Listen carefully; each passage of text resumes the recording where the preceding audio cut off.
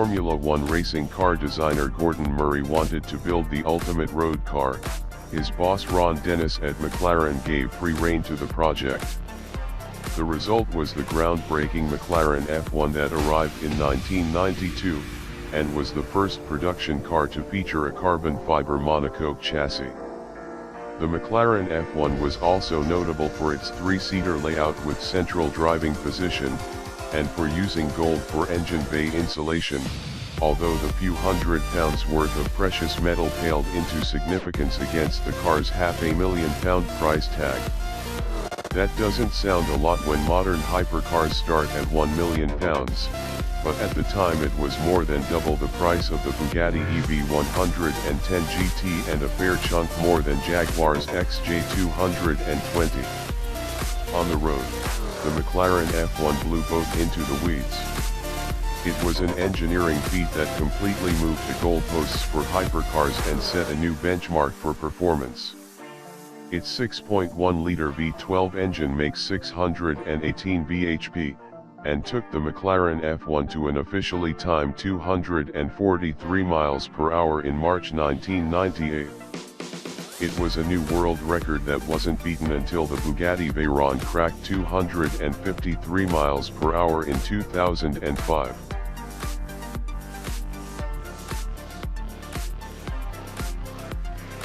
Jaw-droppingly fast, jaw-droppingly expensive, and jaw-droppingly ostentatious, the Bugatti Veyron arrived on the hypercar scene in 2005.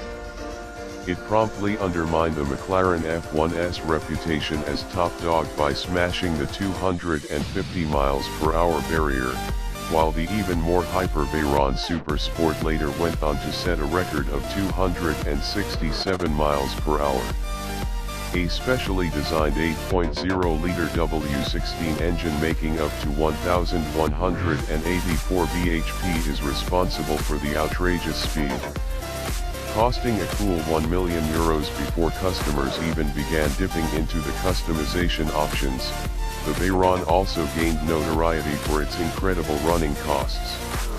A set of Michelin Pax tires cost £25,000, a routine service is more than £15,000, and if your wheels show stress cracks after 4 services you'll need new ones at almost £10,000 a corner.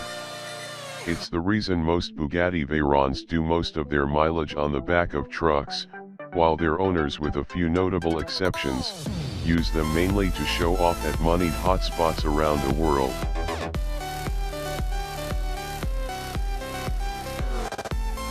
The Pagani Huayra is named after the Inca god of wind, and like the Pagani Zonda before it blows a big raspberry in the direction of longer established Italian exotic builders Ferrari and Lamborghini.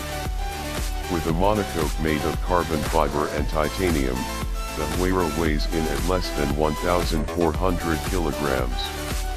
Not surprisingly, therefore, with a 720 bhp and 1000 Nm twin-turbo Mercedes-AMG stuffed into its rear end, even the standard Huayra goes like stink.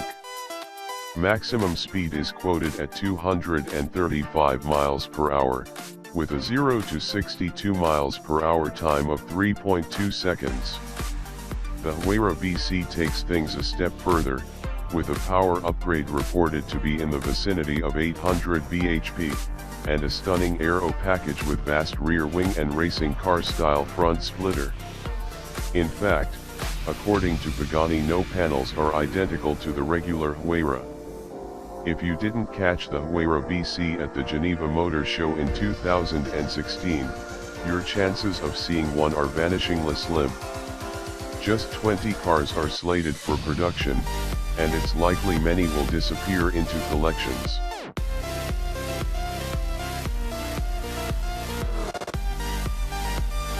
The Lamborghini Aventador is one of the most outrageously eye-catching supercars around, and with a 6.5-liter V12 making 740 bhp in Super Veloce guys, it will do almost 220 miles per hour and 0 to 62 miles per hour in 2.8 seconds. A hypercar though? Not so much, if for no other reason than its affordable price tag and high build volumes. As if to redress the balance, Lamborghini has built a trio of super exclusive Aventador spin-offs that very much make the hypercar grade. They may only take the standard Aventador running gear, but bespoke carbon fiber bodies, extremely limited production runs and multi-million-pound price tags seal the deal. We're talking here about the Aventador J, a two-off speedster design which predated the Aventador Roadster, the Lamborghini Veneno 3 Coupes and 9 Roadsters that celebrated Lamborghini's 50th anniversary, and the Centenario 20 Coupes and 20 Roadsters introduced to commemorate the 100th anniversary of Ferruccio Lamborghini's birth.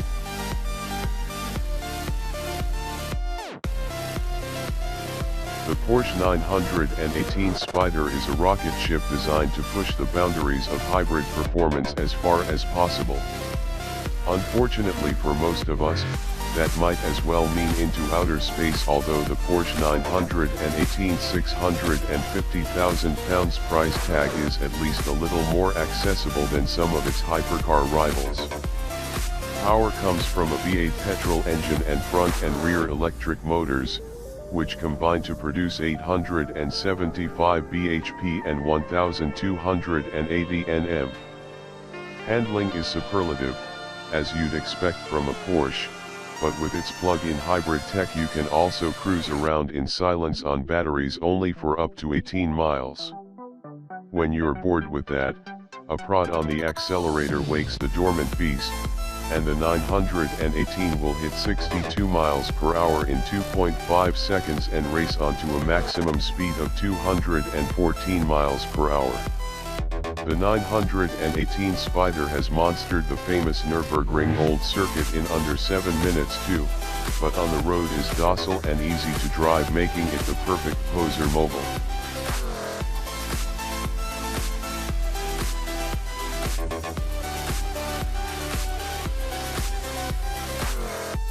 Ferrari itself was so impressed with the latest in its line of ultimate supercars, it decided to call it La Ferrari or the Ferrari, implying it's the definitive car from the brand. Available as a coupe from 2013 and an Aperta or Spider from 2016, the £1 million plus La Ferrari is the ultimate poster car of the era. And no wonder, with stunning styling wrapping up a Formula One-inspired hybrid system that mates the 6.3-liter V12 from the Ferrari F12 to an electric motor for a combined output of 950 bhp.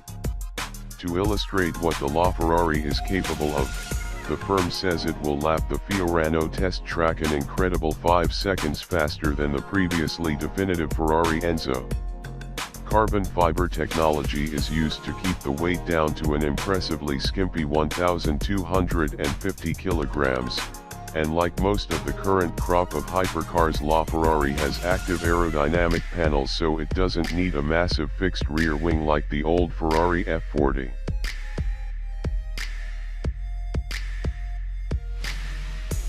The self-proclaimed ultimate expression of McLaren's engineering expertise is called the P1, which, as any F1 fan knows, signifies pole position on the starting grid. In production from 2013 to 2015, just 375 examples of the fabulous McLaren P1 were delivered to customers, and once a degree of customization was factored in, the average sale price for each was reportedly over £1 million. For the money, the lucky few owners got a 3.8-liter twin-turbo V8 producing 727 bhp, mated to a 177 bhp electric motor that takes the P1's total output up to 904 bhp. Even rarer is the McLaren P1 GTR, a track-only derivative with 987 bhp, slick tires, and race-prepped suspension, and the road-going P1L Emmett-inspired, which cost more like £2 million and was limited to just 5 examples. Performance of the regular McLaren P1 is suitably staggering, with a 0 to 62 miles per hour time of 2.8 seconds, and 0 to 186 miles per hour in 16.5 seconds, a figure even the illustrious McLaren F1 trails by almost 6 seconds.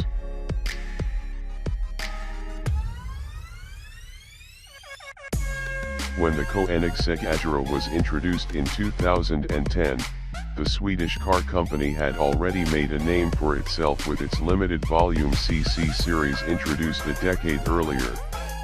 While Koenigsegg may not have the illustrious history of many of its hypercar rivals, it definitely has a spec sheet to make up for it. Power comes from a 5.0-liter twin-turbo V8 designed in-house, which makes 940 bhp and 1,100 Nm of torque. Weighing only around 1,400 kilograms due to carbon fiber and Kevlar construction, the Agera has a 3.0-second 0 to 62 miles per hour time, but will reach 186 miles per hour in 14.5 seconds. That's 2 seconds faster than the McLaren P1. Top speed for the Agera is said to be 269 miles per hour. There's an even hotter Agera R version which has carbon fiber wheels, upgraded aerodynamics, and a monstrous 1,140 bhp output, while in 2016 Koenigsegg announced a final edition series of the Agera would feature the 1,300 bhp engine from its 1:1 another Agera spin-off that introduced the idea of the megacar, as its claimed power output is equivalent to 1 megawatt.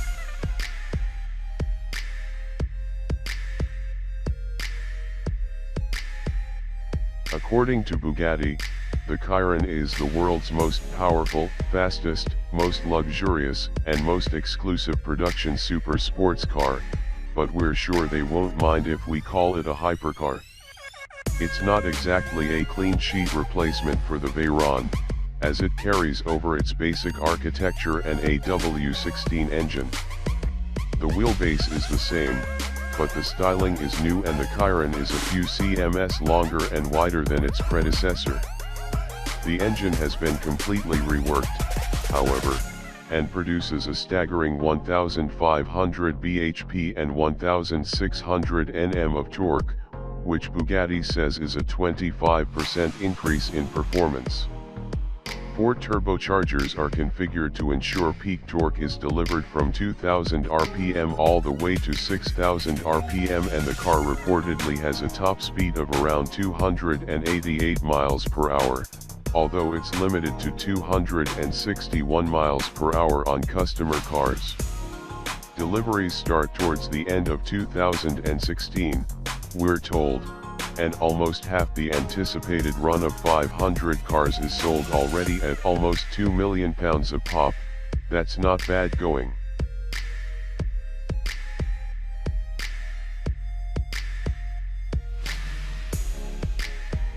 McLaren may have had F1 engineering genius Gordon Murray to conceive the original McLaren F1, but Aston Martin gets Adrian Newey thanks to its tie-up with Red Bull Racing and the staggeringly potent and quite beautiful Aston Martin MRB001.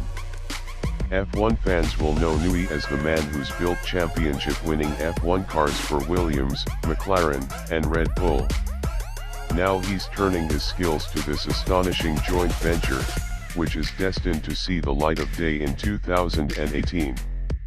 Just 150 road cars, and a further 25 track cars, are scheduled to be built, and Aston and Red Bull reckon the normally aspirated V12 powered monster will be so powerful and so light that it has the potential to deliver a 1 bhp per kilogram power to weight ratio.